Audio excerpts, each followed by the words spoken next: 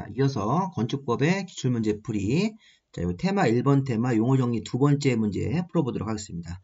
자, 첫 번째 11번 문제로 이어지는데, 자, 이 보면 건축법에서는 신고하고 공작물 축조 신고하는 공작물 대상이 있었죠. 우리 공작물이라는 게 지붕이 없는 형태의 구조물을 생각하시면 되겠습니다.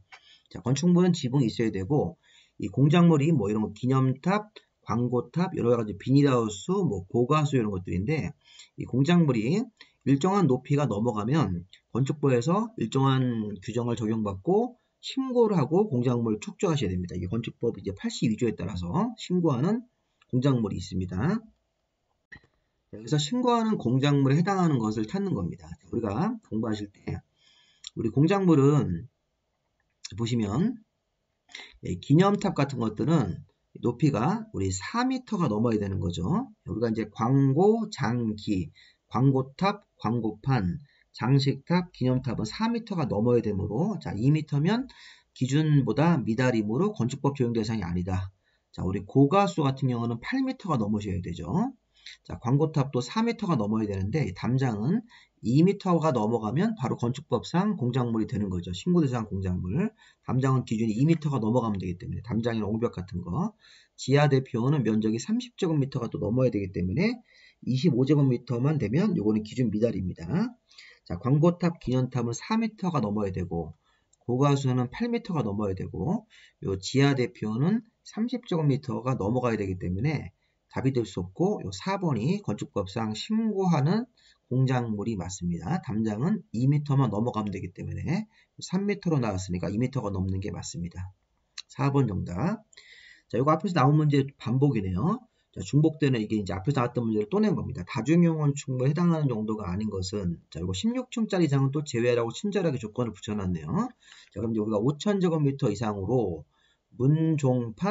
문종판, 운의숙이니까 관광 휴게소는 이 다중용 건축물이 5,000제곱미터 이상인 조건에서 될 수가 없는 것입니다. 답이 1번입니다. 자, 13번. 자, 건축법에서는 건축법에 배제를 하는 건물 5가지가 있었어요. 자, 창고, 철, 문, 하. 자, 이 철도, 선로부지 안에 자, 운전보안시설, 급탄, 급유시설 같은 것들, 보행설, 그 다음에 플랫폼. 이게 철도, 선로부지 안에 이 시설들 모두가 철도, 선로부지 안에 들어가는 시설물이기 때문에 건축법 모두를 적용받지 않습니다. 그래서 기역, 니은, 디귿, 리을 모두 이 선로부지 안에 있는 철도, 선로부지 안에 시설이기 때문에 건축법 적용 대상이 아닙니다. 이거 기역, 니은, 디귿, 리을 5번을 정답으로 하시는 게 맞겠습니다. 자, 14번도 좀 전에 나왔던 공작물 문제를 또 반복한 거죠. 30회 때. 자, 건축법에서 이 공작물을 건물과 분리해서 축조할 때 여기 자치시와 자치도 시군구청장한테 가서 신고를 하고 짓는 공작물이 뭐냐 보시면 자, 우리 통신용 철탑 같은 게 이게 해당되지 않는 걸 찾는 거예요. 이번에는 자, 우리 통신용 철탑은 자, 6m가 넘는 굴뚝, 그 다음에 골통 이렇게 외웠죠. 6m 넘는 굴뚝에서 골통들이 있다. 이렇게 했기 때문에 통신용 철탑은 6m가 넘어가면 건축법상 신고하는 공작물이 맞습니다. 공작물 외우실 때 2m가 넘는 옹벽 담장, 4m가 넘는 장기 광고, 이렇게 6m가 넘는 굴뚝, 그 다음에 골통, 골프 연습장 철탑, 통신용 철탑 외우실 때 6m 넘는 굴뚝 아래 골통들이 있다 이렇게 외우세요. 8m 넘는 고가수조, 8m 이하의 기계식 주차장 이것들 지하 대표는 30제곱미터가 넘어야 됩니다. 그럼 우리가 보시면 통신용 철탑은 6m가 넘었기 때문에 적용 대상 신고하는 공작물이 맞고 자, 옹벽은 기준이 2m가 넘어가면 되기 때문에 4m면 적용 대상이 맞습니다. 자, 굴뚝도 6m가 넘어가면 되는데 5번에 보시면 장식탑은 4m가 넘어야 되므로 3m 높이로 지었을 때는 건축법상 신고하는 공작물이 아니다. 답이 5번이 되겠죠. 공작물도 우리가 잘 기억을 하셔야 됩니다. 2m가 넘는 그 다음에 옹벽 담장, 4m가 넘는 광고, 장기, 광고탑, 그 다음에 장식탑, 기념탑, 6m가 넘는 굴뚝, 그 다음에 골통, 골프 연습장 철탑, 통신용 철탑은 6m가 넘으시면 됩니다. 8m가 넘는 그 다음에 고가수조, 8m 이하의 기계식 주차장으로서 외벽이 없는 것들, 그 다음에 이제 지하 대표는 30제곱미터가 넘어야 되는 거 있었어요. 태양에너지 발전 설비는 5m가 넘는 것 있으니까 그런 내용들 잘 보셔서 건축법상 신고하는 공작물을 찾습니다. 자, 15번.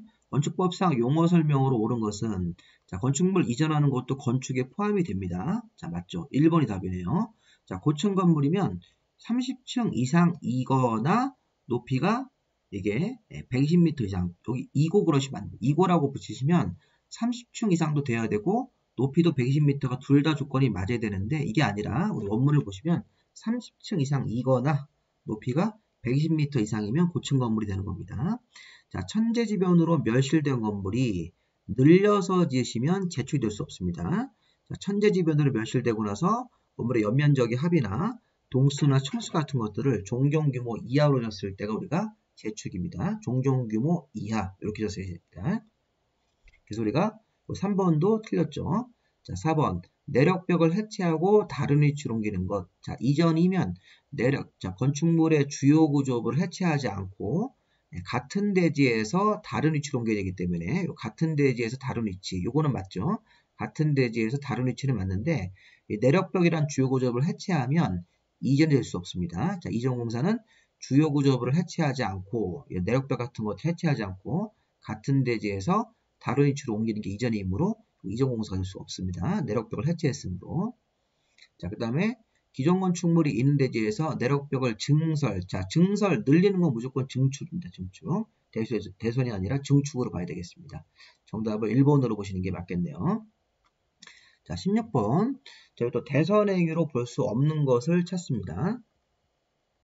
자, 16번 문제는 이 대선행위로 볼 수 없는 걸 찾습니다. 우리 대선 같은 거 앞에서 정리를 하셨는데 자, 대선을 정리하실 때는 내력벽 나옵니다. 자, 내력벽이 나오면 증설 해체로 나왔을 때는 면적을 안 따지고 수선으로 나왔을 때는 30 이상이 돼야지만 대선이므로 수선자로 붙었으니까 30 이상의 조건을 맞춰야지만 이게 대선이 된다. 맞습니다.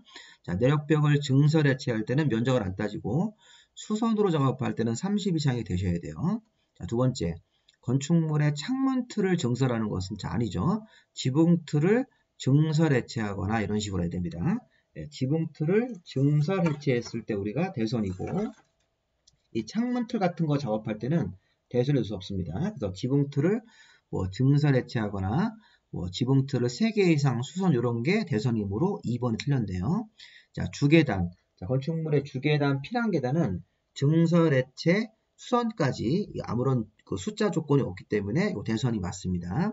자, 방화구획, 건축물의 이 방화구획 같은 것들에 대한 증설 해체도 대선이고 이 다세대주택의 중간에 세대벽을 수선 변경하는 것도 면적 같은 거 없이 여기 3번, 4번, 5번은 면적을 안 보고 무조건 대선으로 보시는 겁니다. 대선이 아닌 것은 2번을 정답으로 보시는 게 맞겠죠. 17번. 자, 우리 건축법 적용. 자, 이 문제부터 이제 심화 문제로 봐야 되는데, 잘 보십시오. 자, 건축법 적용에 관한 설명이다. 틀린 건 나오시면, 건축법 모두를 배제하는 건물 5개, 창고 철문화. 아까 면지역에서는 6개의 규정만 배제한다. 그 다음에 건축법에 완화 요청을 할 수 있는 건물도 있었다. 자, 한번 보겠습니다. 이렇게 3개로 나눌 줄 아셔야 돼요. 건축법 모두를 배제하는 건물, 창고 철문화. 자, 비도시적 면에서는 6가지 규정만 배제한다. 또 우리가 수면 위에 짓는 건물은 건축법의 배제가 아니라 완화 요청을 할 수 있다. 자, 1번 보십시오. 철도 선러브 제한의 플랫폼은 창고 철문화에 들어가므로 건축법 모두를 배제하기 때문에 건폐율 규정도 당연히 배제입니다. 이렇게 해석해야 됩니다. 자, 창고 철문화에 들어가는 철도 선러브 제한의 플랫폼은 건축법 모두를 배제하므로 건축법에 있는 건축선 건폐율 규정도 적용되지 않는 게 맞습니다. 자, 고속도로 통행료 징수도 창고 철문화에 들어가는 건물이므로 건축법의 모두를 배제하므로 이 대지와 분할 규정도 적용되지 않는 겁니다. 자, 이렇게 이 대지 분할 규정도 적용되지 않고 건축법 모든 규정을 다 배제하므로 이 틀린 지문이 아닙니다. 자, 1번, 2번 잘 보셔야 됩니다. 자, 창고 철문화에 들어가는 건물은 건축법의 모두를 배제하므로 건폐율 규정과 대지 분할 규정도 모두 배제가 되는 것이 맞습니다. 자, 여기 지구단위 계획구역이 아닌 계획관리지역. 자, 우리 비도시역인 관리지역이고 지구단위 계획구역이 아니면서 행정구역상 읍이나 동이 아닌 지역이. 자, 이게 바로 비도시역 같은 계획관리지역이면서 면지역입니다. 자, 지구단위 계획구역에 들어가 있지 않은 비도시역 땅에서 읍동이 아닌 면적에서는 6가지 규정을 배제하는데 그 6가지 규정이 대지와 도로와의 관계, 도로를 지정 폐지하는 규정들, 건축선 규정 2개, 그 다음에 방화지구 분할 규정. 자, 위에 분할이에요, 분할. 대지 분할 규정은 6가지에 걸립니다. 그리고 또 비도시 지역의 면지역일 때는 6가지 규정을 배제하는 규정이 맞습니다. 자, 똑같이 이거 비도시 지역 계획관리 지역의 자, 읍이나 동의안이 면지역일 때는 이 건축선 규정도 6가지를 배제하는 규정이 맞습니다. 근데 5번에 같은 건물인데 비도시역 면적에서 짓는 건물인데 용적률 규정은 아까와 대지와 도로의 관계, 도로의 지정 폐지 변경, 건축선 규정 2개, 방화지구 분할 제한 그 항목이 아니므로 이 용적률 규정은 적용을 한다고 보셔야 돼요. 답이 5번입니다. 이거 되게 어렵습니다, 이 문제. 자, 3, 4, 5번은 비도시 지역 같은 계획관리지역이면서 읍동의안이 면적일 때는 6가지 규정을 배제하는데 이 대지 분할, 건축선 규정은 6가지에 포함되고 이 용적률 같은 규정은 포함되지 않으므로 이 용적률은 적용을 한다고 하셔야 돼요. 비도시역 면에서도 용적률 같은 규정, 건폐율 규정 같은 규정은 적용을 한다. 이렇게 되겠습니다. 정답이 5번입니다. 자, 18번. 자, 건축부에서는 어떤 분쟁, 건축을 하다가 어떤 당사자 간의 분쟁이 생기면 이거를 분쟁 전문위원회에 가서 조정이나 재정, 조정이면 이제 한 명이 신청하는 거고, 재정은 당사자 간에 이제 합의해서 신청하는 건데, 자, 우리 분쟁의 조정, 재정 같은 문제를 푸실 때는, 자, 이렇게 푸셔야 돼요. 자, 우선, 이 분쟁 전문위원회가 국토부에 설치된 중앙건축위원회 아래에 두는 겁니다. 자, 이게 민원전문위원회는 이제 시도나 시군구에 있는 건축위원회에 두는 거고, 자, 일단 여기 건축분쟁전문위원회가 이게 하부 조직입니다. 자, 국토부에 설치된 중앙건축위원회 아래에는 이런 분쟁 전문위원회를 둘 수 있고, 또 시도나 시군구청장이 설치한 건축위원회 아래에는 민원전문위원회를 둘 수 있습니다. 이런 내용들 요약집에 지금 제가 언급을 해놨으니까 그 관련 내용들을 139페이지를 좀 보시면 되겠습니다. 자, 어쨌든 지금 분쟁전문위원회는 국토부에 있는 중앙건축위원회 아래다 두는 건데 이 분쟁전문위원회에 찾아가서 분쟁을 조정, 재정 신청하는 대상이 뭐냐면 이 그림 좀 보세요. 자, 건축 관계자와 인근 주민 간의 분쟁, 주민과 기술자 간의 분쟁, 기술자와 건축 관계자 간의 분쟁입니다. 1번 보세요. 건축 관계자가 건축주, 건물주, 설계, 감리, 시공자 이런 사람들하고 인근 주민들하고 분쟁이 생겼을 때 자, 이 분쟁 전문위원회로 찾아갈 수 있다는 겁니다. 자, 여기 전문 기술자들, 무슨 뭐 전기 기술자, 승강기 같은 기술자가 하고 주민 간의 분쟁, 이것도 있네요. 여기도 기억하실 거는 이 허가권자는 포함되시면 안 돼요. 허가권자하고 분쟁이 생기면 이거는 행정심판이나 행정소송을 거는 거지, 이 허가권자는 여기 당사자의 검은색의 당사자에 들어가지 안 됩니다. 자, 건축 관계자와 주민 간의 분쟁, 기술자와 주민 간의 분쟁, 기술자와 건축 관계자 간의 분쟁, 아니면 건축 관계자 사후 간의 분쟁, 주민 사후 간의 분쟁, 기술자 사후 간의 분쟁이 이 분쟁의 조정 분쟁, 조정 신청 대상이 될 수 있습니다. 그래서 문제를 보시면 여기 보시면 시공자와 주민 간의 분쟁이면 시공자가 건축 관계자이기 때문에 건축 관계자와 인근 주민 간의 분쟁은 이 분쟁 전문위에 찾아가서 이런 조정 같은 거 신청할 수 있습니다. 자, 기술자와 주민 간의 분쟁도 해결 대상이 되고, 자, 여기 주민 상호 간의 분쟁도 해결 대상이 됩니다. 근데 여기 보시면 허가권자와 허가 신청자 간의 분쟁, 허가권자하고 분쟁이 생기면 허가 신청자가 이제 건축주, 건축 관계자인데 건축 관계자하고 허가권자하고 분쟁은 이 분쟁 전문위원회가 해결해 주는 대상이 아닙니다. 지금 보시면 허가권자하고 건축 관계자 간의 분쟁은 이 분쟁 전문위원회 처리 대상이 아니다. 답을 4번으로 보시면 되겠습니다. 이 문제 조금 어려운 문제입니다. 이것도. 자, 19번에 30번에는 이거 민원 전문위원회가 시험 문제가 나왔는데, 자, 우리 민원 전문위원회는 시도하고 시군구에 두는 시도와 시군구청장이 설치하는 지방건축위원 안에다가 두는 이게 이제 세부 조직입니다. 그래서 분쟁전문위원회는 이제 국토부에 있는 중앙건축위원회 아래에 두는 거고, 민원전문위원회는 시도와 시군구가 설치한 지방건축위원회 아래에다가 두는 조직입니다.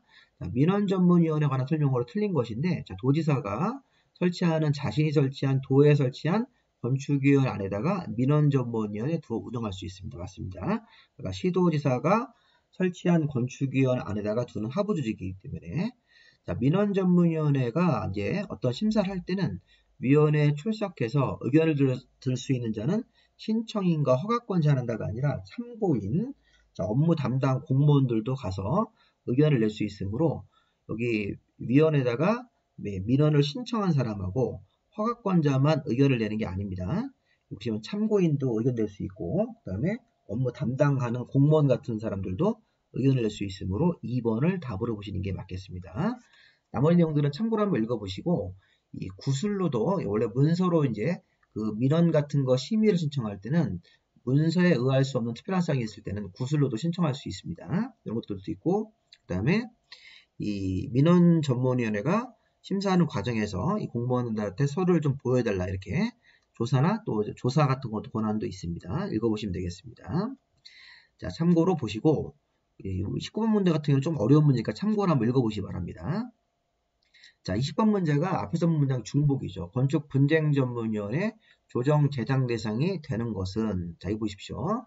자, 이것도 아까 제가 보시면 아까 문제가 요 그림으로 보시면 되겠죠.